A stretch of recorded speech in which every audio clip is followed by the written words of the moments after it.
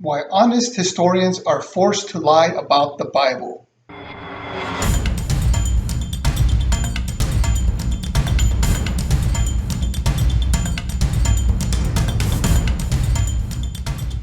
Welcome to ProphecyGeek, the channel that shows you why the Bible is so awesome. There's a well-known fact that the Gospels were written at least 40 years after the life of Jesus.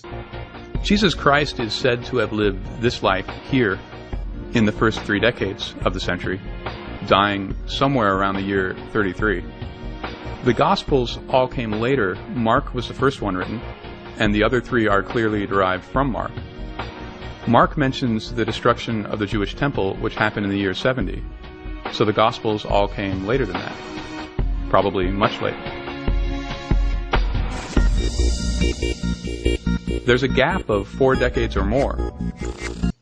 A lot of people, even Christians, bring this up. It's using the argument that you can't trust the Gospels because they were written generations after Jesus. Today, we're going to take a look at that assertion, and I will explain why honest, well-meaning scholars are forced to date the Gospel so late, even though they don't have a shred of hard evidence for it. It all boils down to 3 things: methodological naturalism, assumptions, and prophecy. Okay, bear with me here. Some big words are coming. Methodological naturalism is the label for the required assumption of philosophical naturalism when working with the scientific method. Basically, methodological naturalism is a fancy term for assuming that the supernatural doesn't exist. But this is the important part. It doesn't make a truth statement about the supernatural. In fact, it doesn't care about the supernatural. It just means let's pretend that there is no supernatural. So when you try to explain why something happens, you have to explain it with natural causes, like physics, chemistry, or biology, rather than by saying God did it or it was a miracle. We have made a lot of progress through science because it has forced us to deal with causal forces, and this is good. The scientific method is limited by its assumptions, especially when it comes to history. The problem with history is that it is very subjective. When you look back at history, it's like looking into a plume of smoke or an incomplete puzzle. You can see hazy images of what occurred in the past, and you usually have to piece back everything together on a timeline based on clues, such as the mention of popular events, the reigns of kings, astronomical sightings like solar or lunar eclipses. But certain deductions have to be made as you put everything in order. For example, there is currently a debate on when King Herod the Great died. It was either 4 BC or 1 BC. Josephus wrote that there was a lunar eclipse before he died, and there are lunar eclipses calculated out to 4 BC and 1 BC. So now we're stuck with this debate because we have no new data. Science can't help us here. We just can't come up with an experiment to determine if Herod died in 4 BC or 1 BC. All we can hope for is new data. Now let me explain why this is important. You wouldn't think it, but this discrepancy in dates actually influences the crucifixion date. How? Jesus was born during Herod's reign. The Gospel of Luke says Jesus was about 30 years old when he started his ministry. Since the Gospels mention 3 Passovers during Christ's ministry, it's also reasonable to believe Jesus died at age 33. And so now we're looking at a crucifixion date between 30 AD and 33 AD, all because of a discrepancy 33 years prior. There's actually more data involved with these debates, but for the sake of this video, I simplified it. I just wanted to point out that these kinds of daisy chains are common and are important in determining the dates of historical events. Logical. That being said, let's take a look at the Gospel of Mark. The Gospel of Mark is considered the oldest of the Gospels and is therefore used as a reference point for dating all of the other Gospels. If you date Mark to 80 AD, then all of the other Gospels must be dated later. Taken at face value, biblical scholars state that the Gospel of Mark was written approximately around 55 AD. Many Christian scholars also say that the Gospels were written before 70 AD. This is extremely important. And the reason for that is the Olivet Discourse. You can actually go read the Olivet Discourse in the Gospels of Mark, Matthew, and Luke. In there, Jesus stands on the Mount of Olives with his apostles, and he prophesies about their persecution, torture, and deaths. He also predicts the destruction of the Jewish temple. Our claim as Christians is not only that Jesus rose from the dead and that he healed multiple people, but that he could foretell the future too. And foretelling the future is actually a good thing because we can try to prove it with science. Unfortunately, modern scholars don't even give us the chance. This is because the prophecy falls under the category of supernatural cause. Since prophecy is supernatural, historians automatically assume that the prophecies were written after the fact. So in the instance of Mark, the book is dated between 66 AD and 70 AD because that's when the prophesied events took place. Don't believe me? Let's go to an atheist website, Rational Wiki.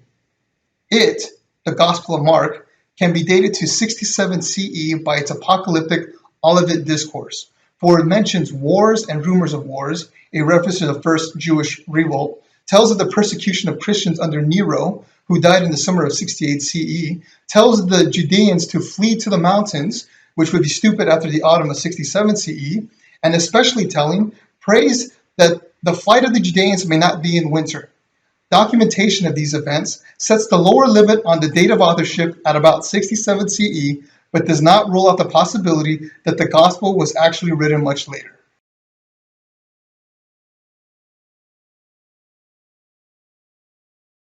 Let me repeat the key phrase in all of that. The Gospel of Mark can be dated to 67 CE by its apocalyptic Olivet Discourse. Even the atheists admit it. The biggest reason the Gospel of Mark is dated to 67 AD is not because some ancient said it was written on that date, or because the original was found with dated coins on it, or because of carbon dating. It's because prophecy is assumed not to be real. Do you see how the daisy chain is now skewed? But you know what? I'm not mad at the historians. They're just doing their jobs. Do you honestly think we can ask them not to use methodological naturalism? Of course not. They are shackled to methodological naturalism because of the scientific method. They admit it. Even the agnostic biblical scholar Bart Ehrman admits it. Look at what he has to say about historical evidence for the crucifixion. Suppose Jesus had a twin brother. Nothing implausible. People have twins. After Jesus' death, Judas Thomas, like all others connected with Jesus, went into hiding and he escaped from Judea. Some years later, one of Jesus' followers saw Judas Thomas at a distance and he thought it was Jesus. Others reported similar sightings. Word spread that Jesus was no longer dead.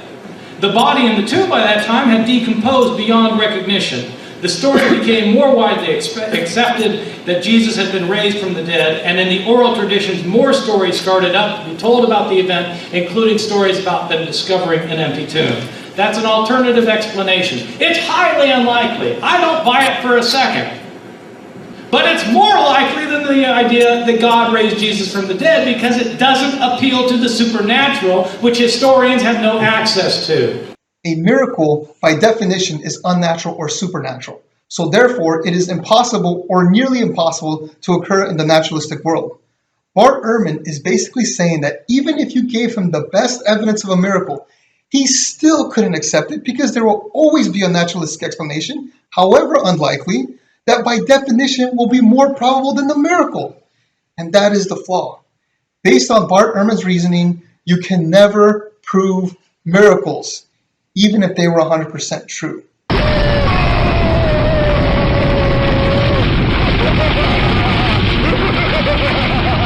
Since these are published dates, atheists grab them and they use them in their arguments to discredit Christianity.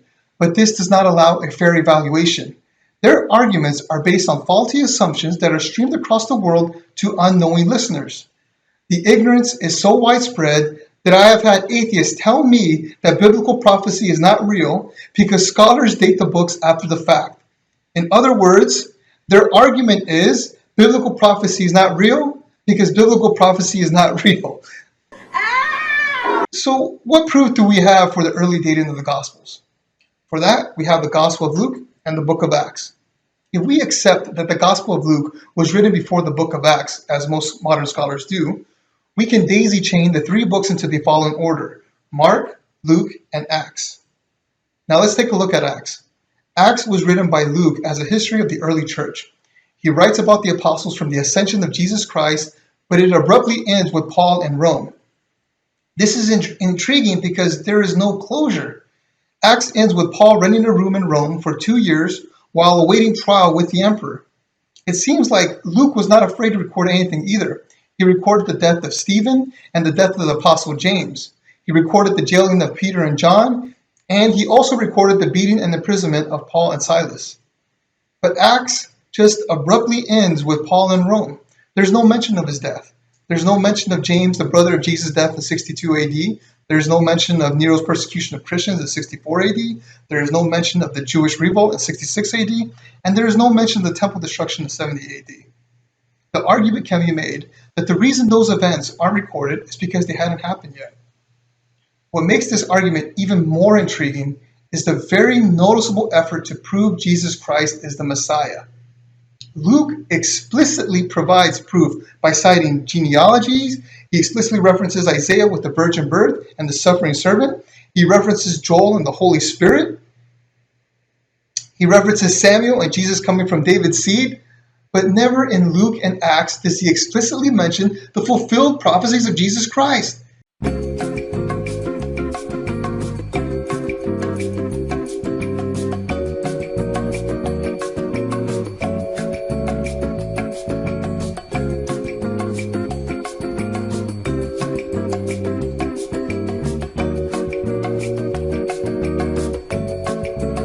And it's not like Luke doesn't talk about prophets either. He even goes so far as to mention some random guy named Agabus who successfully predicted a severe famine during the reign of Claudius. He doesn't mention Jesus successfully predicting the temple destruction. And you got to understand this. This isn't like some random church or temple burning down. This was the temple. There was only one, and it was the center of Jewish life. People would come in from miles around for the Passover. It was literally the dwelling place of God. What's even better is that the book of Daniel in chapter 9 also predicts the temple destruction. The oldest manuscript we have of this book was found among the Dead Sea Scrolls and is carbon dated to 125 BC. This book was referenced by Jesus when he predicted the temple destruction. So now we have Jesus citing the Old Testament source explaining that the temple would be destroyed. This would have been the silver bullet. Just read the Gospels. You can see how passionate the apostles are at trying to prove Jesus is the Messiah. They are pulling passage from all over the Old Testament. 365 references can be made. So why would Luke not use this gold nugget of a dual prophecy? The best explanation that I can think of, Acts was completed before the temple destruction. And if Acts was written before the temple destruction, then Luke and Mark came before. Boom. Jesus is awesome. And yes, Jesus even predicted women eating babies, but I will cover that in the next episode. So, do you see how important the dates are in evaluating Christianity? Do you understand how there can actually be a biased push from militant atheists to prove a later dating of the Gospels? Do you see why Christians are praying to find the evidence that will date the Gospels earlier? And the problem is, until we find hard evidence that dates the Gospels before 70 AD, such as a Dead Sea Scrolls type of find, we are at the mercy of methodological naturalism. On a side note, there is allegedly a 1st century copy of Mark that was found as part of an ancient papier-mâché Egyptian burial mask that is potentially going to be dated to around 80 AD. It's currently being vetted by the scientific community, and Josh McDowell was involved in the purchase of it. This will help in supporting our early date for the gospel, so be on the lookout for that. In conclusion, this is not a crazy Christian conspiracy theory. If you truly want to evaluate Christianity, then you must be aware of the assumptions that methodological naturalism forces upon the data. You must be willing to walk in the shoes of the Christian worldview and assume the early dates of the Gospels in your research. In this worldview, Jesus Christ is the Son of God and is very much capable of these incredible prophecies. So, I hope this helps all of you. In the next episode, we will cover in detail the Olivet Discourse and how a Jew and Roman corroborated. Please hit the like button below if you like this video. Please subscribe so that you can stay up to date with the new episodes. And please share with other Christians and atheists who may be struggling with their faith. God bless you.